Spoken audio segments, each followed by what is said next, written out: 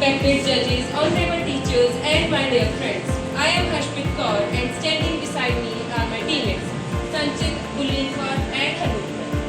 Before I tell you today's topic, I want to share something with you. A few weeks ago, I had to attend a very important event. I woke up early, I had prepared all the things the night before. My bag was packed, my clothes were ready, and I was nervous and excited at the same time. The day had finally arrived. I looked at the clock and realized I needed to get ready quickly. So I walked into the washroom and turned on the tap, and nothing happened. Not a single drop of water. I tried again, still nothing. At first, I thought it's okay, the water will come in a minute. But a minute became an hour, and that's when slowly panic started. I couldn't brush my teeth, I couldn't wash my face, and eventually I got late. All because of one thing that I had never thought of before, water. Now, some of you might be thinking, it's just one morning, and you're right. For me, it's just one morning. But then, a question struck me. What if that wasn't just a morning? What felt like an inconvenience to me is the daily reality of millions of people around the world. People who don't get late only for one day. People whose education, work, health, and dreams are affected every single day because of water. And that realization took us to today's topic. Water, every drop matters. Today we are here to talk about something far more personal, something that decides whether humanity has a future. Now I'd like to invite my teammate Sanchit to take this conversation forward. Now, if water decides humanity's future, I would like to ask you one question. Why are we treating the very resource that sustains all life like it were limitless?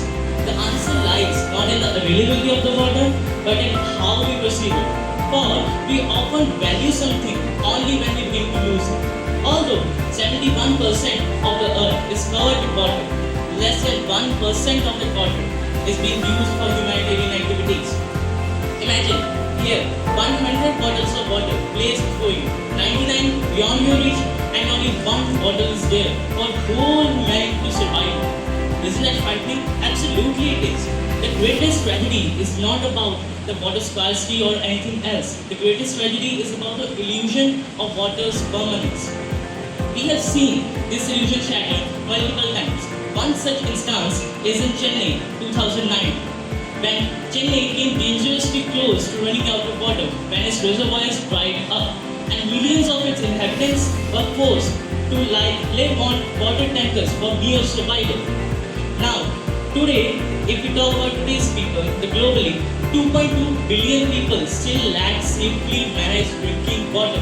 And in India, a country home to 18% of the world's population and 4% of the freshwater resources, 600 million people are under water stress. And in Punjab, groundwater extraction levels are 156% of the restoring value. Now, numbers can tell us about the crisis, but there is one limitation. They can never make it feel us. So, I would like to introduce you to Aisha. Aisha is a girl who every morning, before sunrise, begins a 6-kilometer journey, not to a school, but towards water. Sometimes she returns with half a bucket full and sometimes with none. Now, one day, she goes nearby a muddy pond. Animals drank water from it, people wash clothes in it, but yet she's fine. Because for her and her family, it meant another day of survival. Now, I would like to ask you one question for yourselves. If every bottle of water you drank required a 6-kilometer journey, would you still waste it so casually? Probably not. So, are we really running out of water? I don't think so. Perhaps nowhere is this contrast more visible than in our own schools. We tend to go to the water coolers every day. We spill the water, we leave the taps open, and do everything we can with the water because we know that there will be water available for us. But every great crisis begins the same way, with millions and billions of small steps that we seem insignificant today, but may seem significant tomorrow. Now, if we talk about today, Ganga, a river revered by millions of people and a sacred river, is under pollution pressure. and climate change only deepens this challenge. We have seen the consequences of ignoring these warnings. Like in 2018, if I remember, Cape Town came dangerously close to day zero, a day without water.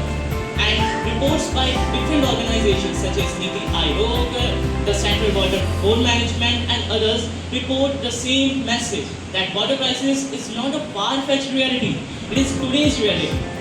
And as we have seen, every civilization has risen beside it, none has risen beyond it. Now, the question is not that we can save water or not, but if we can save water while we still can. Now, the initiatives being taken to solve this issue will be given by my teammate Gurleen Kaur. Thank you. I would like to ask you a question. When was the last time you drank water? Not the internet, not electricity, not your phone, but water. The very first thing you touch every morning. The very last thing you use before going to sleep. Imagine a world where water becomes more expensive than gold. Sounds impossible, right? But history tells us that civilizations have disappeared because they could not manage water. The greatest danger is not climate change alone. It is not population growth alone either, but it is human indifference. So the question arises, will we act before the water crisis hits us? People often ask, what difference can one person make? Let me answer with another question. Can floods exist without drops? No. As every ocean begins with a drop, every movement begins with one person. That person could be you, could be me, could be any one of us. Let us remember something important. Every time humanity faces a crisis, someone steps up to be a part of the solution. In India, the government has introduced the Jal Jeevan Mission with the aim of providing safe and clean drinking water to rural households. Another inspiring initiative is Atal Bhujal Yojana, which encourages locals to reuse and recycle wastewater. But governments cannot do it alone. No movement starts with a crowd. It starts with one person starting to care. One person who refuses to waste water, and others join eventually until a habit becomes a movement. Today, schools are introducing rainwater harvesting systems. Communities are cleaning lakes and rivers, and scientists are developing new ways to reuse wastewater efficiently. Let me remind you about a remarkable man from India, Rajendra Singh. When water crisis hit Rajasthan, instead of ignoring it, he interacted with the locals and introduced rainwater harvesting structures. Another man named Ayappa Masadi, often known as the Water Gandhi of India. He saw that water from kitchens and bathrooms was just being wasted. So instead of ignoring it too, he promoted the idea of reusing wastewater. His story teaches us that sometimes we don't need a powerful position to bring a powerful change. All we need is a powerful idea. Another man, Lakshman Singh, the village transformer. When his village faced severe water shortages, he interacted with locals and revived traditional rainwater harvesting practices. Think about that. One person looked at a problem and saw a difficulty, but other looked at it and saw an opportunity.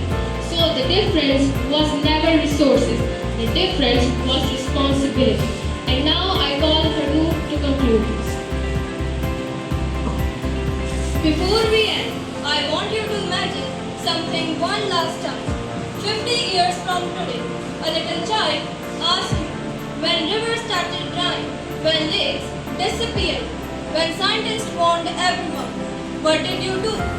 What will your answer be? Will you say, I thought someone else would fix it? Or will you proudly say that I became the change? Because, remember, our future generations will not remember how many speeches we delivered. They will remember